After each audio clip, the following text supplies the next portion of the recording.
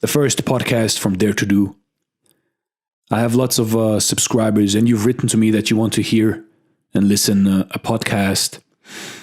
I've been thinking about it, and I just thought today is the day where I start a podcast. Now, the videos I do usually are short story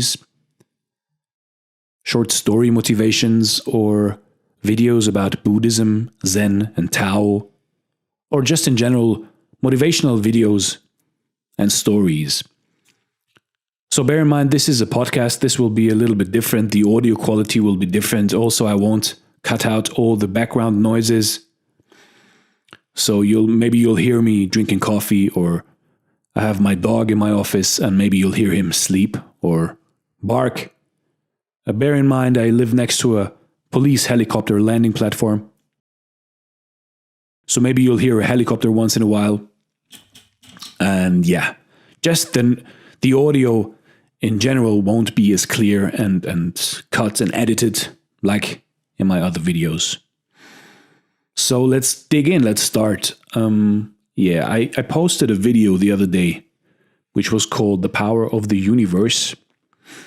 And it is the first chapter of a great book I found online on gutenberg.org, which I only can recommend. I can only recommend this website to anyone who is interested in reading generally, because you have tens of thousands of free books, basically royalty-free books, and some of them are really, really good.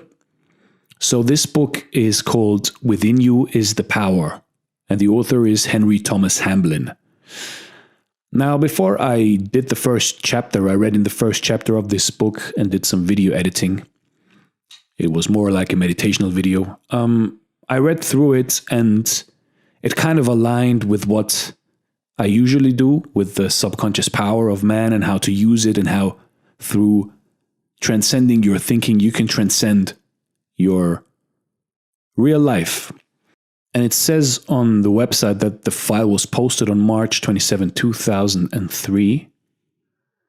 But I think it is much older. I think this book is from the 50s or 40s even. It's just an estimation. I don't know for sure. But yeah, I will read the preface to you. The preface I didn't read. So he says, "There is a power lying hidden in man, by the use of which he can rise to higher and better things. There is in man a greater self that transcends the finite self of the sense man, even as the mountain towers above the plain. The object of this little book is to help men and women to bring their inward powers of mind." Bear in mind, he said men and women. I had lots of comments from people in the comment section saying that when he says man, during the chapter, he repeats the word man, and he means man. He means men and women. So people said, yeah, this is 2021. Just say men and women instead of just man only. And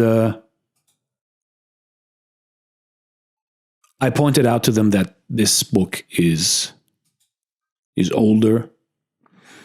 But yeah, it says here, he says it himself. The object of this little book is to help men and women to bring their inward powers of mind and spirit into expression. So when he says man, he obviously means men and women. So to all the women out there, this book is for you also. Okay, let me just close the blinds real quick.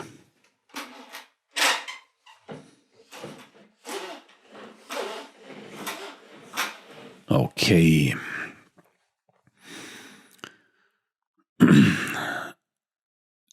This book should help you to build up character and to find within yourself that wondrous self, which is your real self, and which, when found, reveals to you that you are literally and truly sons of God and daughters of the Most High. Now this goes back to the belief that the subconscious, every one of us has got a subconscious. And we don't know exactly how the subconscious works. But basically, the thinking, the theory behind this is that Each one of us has a small bit of the subconscious, and the subconscious basically is what holds everything and everyone together. So the proof that we've got this subconscious is also proof that we are of God and that we have this part in us, which allows us to tap into this power, which we can then use to create the reality which we want. He goes on in the preface, he says, "There is no way whereby the discipline of life can be avoided. There is no means by which fate can't be tricked, nor cunning device by which the great cosmic plan can be evaded." So basically, you have to get through life. There is no shortcut here. He goes on, "Each life must meet its own troubles and difficulties. Each soul must pass through its deep waters. Every heart must encounter sorrow and grief, but none need be overwhelmed in the great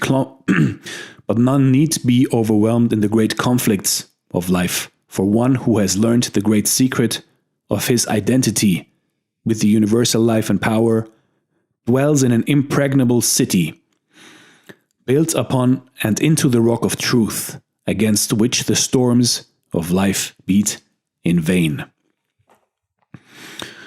So optimism is the word here. He says that each one of us, each one of you has the key to the life of our dreams and ourselves, I guess. Please write in the comments if you disagree or, in fact, agree with anything that is being said in this book. So let's go to chapter 1, Infinite Life and Power. He says, "Man possesses, did he but know it, illimitable power. The powers of the spirit are far greater and finer than those of the subconscious mind. Thought is a spiritual power of tremendous potency. But this is not the power of which we speak. By thought, man can either raise himself up and connect himself with the powerhouse of the universe, or cut himself off entirely from the divine inflow. His thought is his greatest weapon because by it he can either draw on the infinite or sever himself in consciousness, but not in reality, from his divine source. Through the divine spark within him, which is really his real self, man is connected with the infinite. So we all have a divine spark within us, is what he claims. And this divine spark connects us to divine life and power. He goes on, so long as he is ignorant of his oneness with the divine source of all life, he is incapable of appropriating the power that is really his. If, however, he enters into this inner knowledge, he finds himself the possessor of infinite power and unlimited resources. The message here is that we all have a power, an endless power device built within us that we can tap into endlessly to create and fill in the voids in our life as we wish, as we please. But only if we realize that we have this power, we can also use it appropriately. If we are ignorant towards this fact, it will just be there, but we won't use it because we don't know that it is there. He goes on. This power then is God's, yet it is also man's, but it is not revealed to him until he is fit to be entrusted with it. It is only when man realizes his oneness with his divine source that he becomes filled with its power. So this is a tricky point because he says the power is God's but also man's, but it is not revealed to him until he is fit to be entrusted with it. So basically, first you have to evolve as a soul or as a human being, and only then will you be shown the door to becoming one with the divine source. What does that mean? When are you fit to be entrusted with it? I'll give you an example. You, the listeners right now who are maybe listening to this theory for the first time, does it mean through divine orientation in your life that suddenly you are fit to be entrusted with this spiritual power, and that is why you are listening to this podcast right now? Or not? Or will you ignore it, or will you use this power? So yeah, I don't know what to think of that it is not revealed to him until he's fit to be entrusted with it. I don't know if I agree with that. Maybe it's just if you are willing to look for something, if you're searching for something, maybe only then you will find it. And maybe the common denominator with what he says and what I say is that if you are willing to search, to look for something, it means at the same time that you are now fit to be entrusted with it, because you are looking for something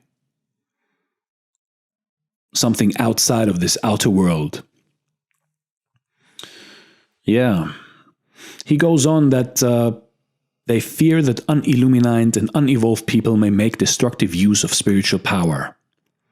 This, to the writer, appears to be improbable. It is true that strong personalities who have a great belief in their own power to achieve and succeed draw unconsciously on hidden powers, and thus are able to raise themselves high above their fellows.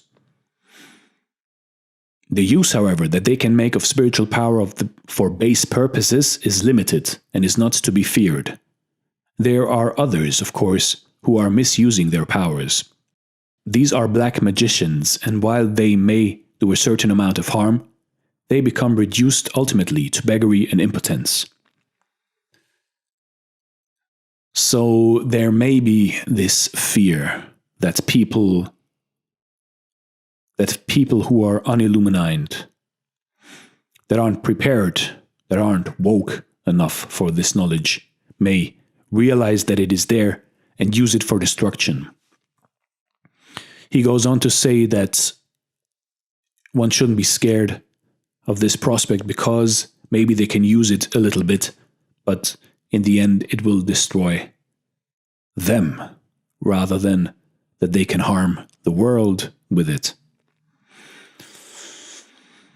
Who knows? I mean, I've read in other books about this subject that the power of the universe is there. And this power doesn't care what you do with it. It is just there. It is ready to be used by anyone who wants to use it. And in hindsight, there is no right or wrong. If you want to create the life which you want in this world, who is there to tell you that it is wrong or is not wrong? Let's say you want a big house and a fast car. And people say, no, it's not right to be wanting material things because this is not what this power was meant for. But you're not harming anyone, you're not hurting anyone. So this is where maybe I disagree.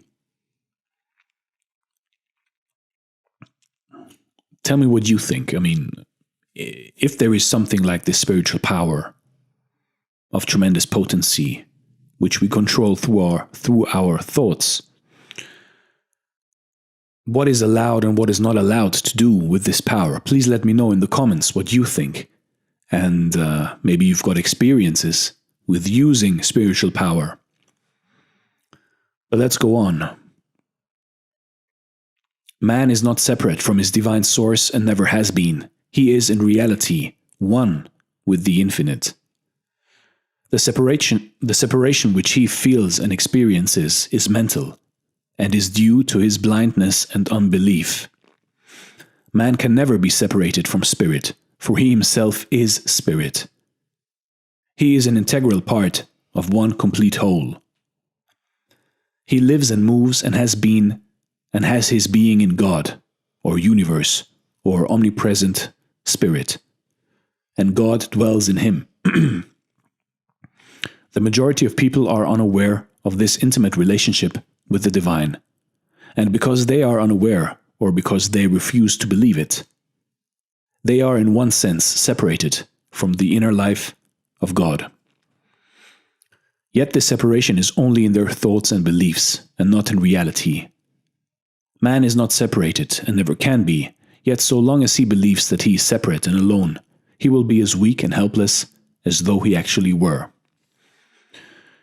Yeah, so this is interesting. He says man is not separate from his divine source, that we are one with the universe, one with God, one with the Spirit. And only if we think that we are separate, we will live as we are separate. But we aren't separate, actually. But it is our belief that cripples us. And this reminds me of a saying that the one who thinks he can and the one who thinks he can't, they both are right. I like that sentence. I like that quote a lot because if you believe you can do something, you will do it. And if you believe that you can't do it, you are also right, because without the belief, you will never be able to do it.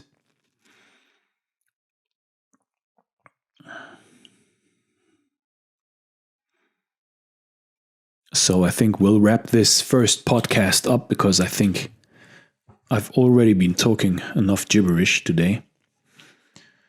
I'll skip over some parts in this first chapter and I'll go to the end because the first chapter more or less is like an introduction. So I'll read the last paragraphs. He says, "The power within is infinite, for by faith in it, man is directly coupled up with the spiritual power of the universe."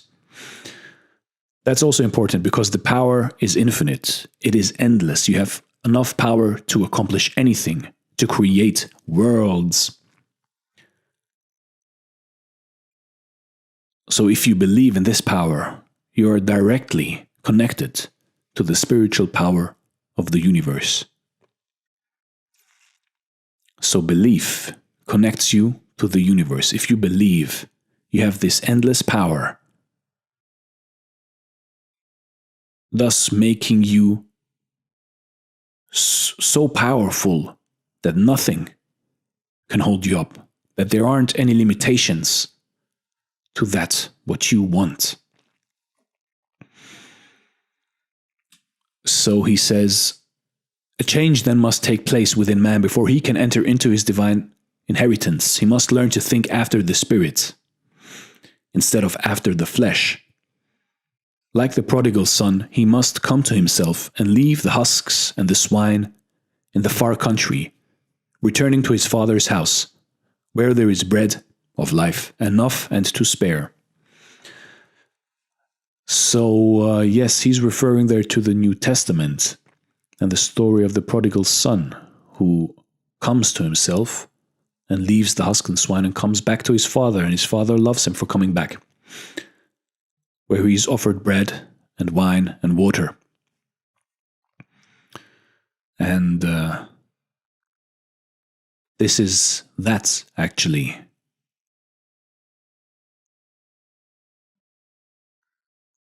So you must change yourself before you can claim this divine inheritance. You must learn to think after the Spirit, so to believe in what? To believe in what you see in your mind and not what your eyes see. Because your eyes can deceive you in this world. Your eyes will only show you what is now. But the endless possibilities which you can see in your mind through your thoughts, that is what you should believe in. So you should see with your mind and not with your eye. Okay, this wraps up my first podcast. Please don't be too harsh in the comments. I'm aware of that some people won't like it. Some people will. And please tell me in the comments what you think of this chapter 1 of The Secret Power of the Universe by Henry Thomas Hamblin. And tell me what you think of the podcast, how I could make it better, what you would like to see. Would you like to have some background music? I will try to get some guests to make discussions in the future, maybe some phone calls, which we will record and then put online, discussions about spiritual stuff. So yeah, I hope you kind of enjoyed the first podcast. And as always, thanks for watching and stay blessed.